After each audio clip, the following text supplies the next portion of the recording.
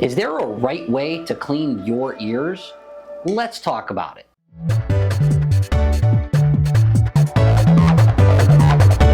Welcome back to You Heard It Here with Dr. Gary. On this channel, we give some ear-related information, we entertain with earwax removals, and we even provide some business advice and growth advice for individuals operating small businesses, especially in the medical field. This is earwax removal vlog number 90. Today, you're going to see me clean out 3 different patients' ears, all of whom are extreme Q-tippers. So the question is there a right way, or more importantly, a wrong way to clean out your ears? Let's start with the wrong way.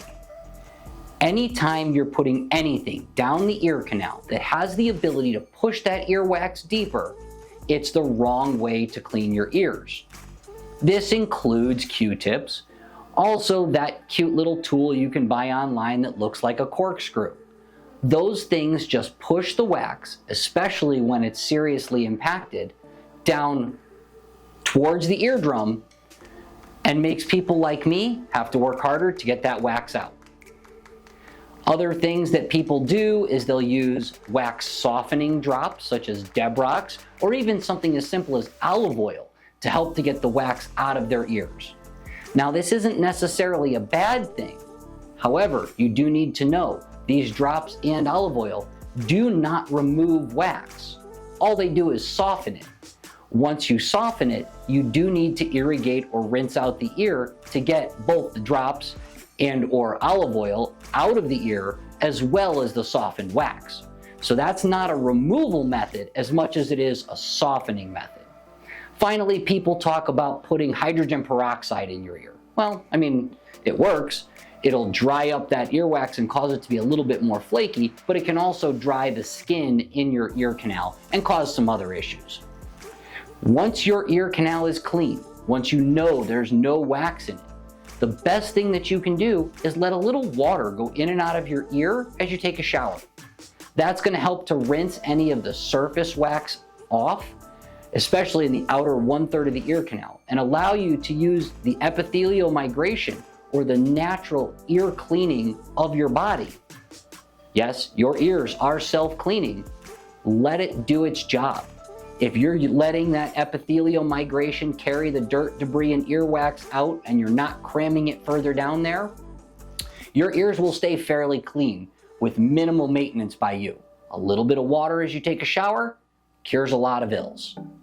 All right, so without any further ado, let's get into earwax removal vlog number 90 and watch as we remove earwax from these 3 patients' ears. Our first patient is no stranger to the Q-tip game. As we look down the ear canal, you can actually see the indentation of the end of the Q-tip, and indeed, possibly some fibers from that Q-tip embedded in the wax. We're going to use the curette to go down the ear canal alongside this earwax and slowly and gently pull that wax out, revealing a healthy appearing ear canal and eardrum. That's a decent sized chunk of wax. Now let's take a look back in that ear canal. Beautiful eardrum.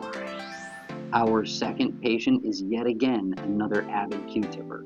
You can see on this first ear, the wax is pushed all the way back to the eardrum. We're going to indeed use the Q-tip to gently coax the wax away from the ear canal wall and away from the eardrum. This slow movement of the wax allows us to get it out with minimal discomfort and feeling to the patient, and also allows us to get a good clear view of the eardrum. You can see that it kind of stuck together as a large clump, and there it is next to the paper towel. That is just a giant chunk of wax that was all the way down on the eardrum. It appears to have left just a little bit behind. Now let's take a look at the same patient on the other side. You see minimal wax on this side, just a little ring adhered to the outside of the ear canal. That's no big deal, just a little bit of cleanup takes care of that issue. Our final patient of the day is truly a Q-tipper. You are seeing not only the wax down there, that darker coloration lets us know it's been there for quite a while, but you're also seeing quite a bit of ear hair. Yes, your hairs grow longer and longer in your ears as you get older. but that wax stayed together in a big chunk and gave us a great view of the eardrum. So flipping over to the other side, we see the same problem. This wax has been in there for a while. It's pretty dark in coloration, definitely a hard chunk of wax, which we're going to get to move and hopefully give us the same clear view of the eardrum. Let's see what happens as we use the curette and get the wax gently pulled out. As we look back down, another great view of the eardrum and a successful wax removal. I love it when a plan comes together and we're able to get huge chunks of wax out of patients' ears. All of these wax removals were extremely satisfying to do, and I'm glad I got to bring them to you in this video today. If you like these wax removal videos, take a moment to like and subscribe. It really does help me get these videos in front of more people, and it really helps with the YouTube algorithm. Also, if there's any other topics that you want to see in these videos, put a note in the comment section. And yes, I know someone's gonna do it, so I'll just own up to it. Clearly, I went back to short hair. Go ahead and tell me whether you like the short hair or the long hair. I can take it. Thanks for watching. We'll see you in the next video.